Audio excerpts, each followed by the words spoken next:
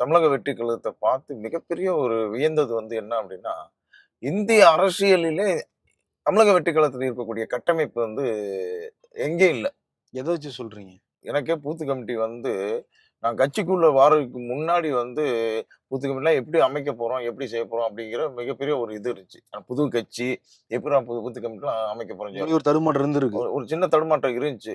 ம். ஆனா உள்ள வந்து பார்த்த உடனே பார்த்தீங்கன்னா, எல்லா வேலையுமே தரோவா செஞ்சு வச்சிருக்காங்க. ஒரு சிஸ்டமேட்டிக்கா. பூத் கமிட்டி போட்டு வாக்குச்சாவடி பொறுப்பாளர்கள் கம்பம் தொகுதி.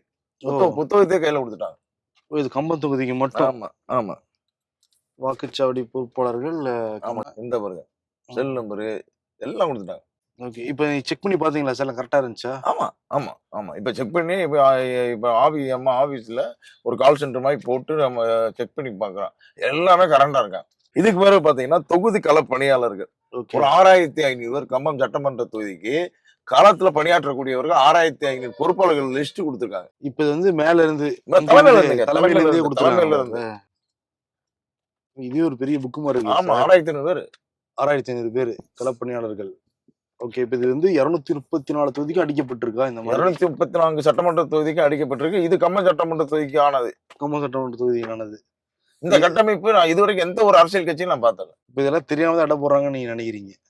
மத்த கட்சிகள். தெரியாம எடை போடுறாங்க. மே 4ஆம் தேதி அவங்க எடை போட்டதுக்கான ரிசல்ட்ட பார்ப்பாங்க.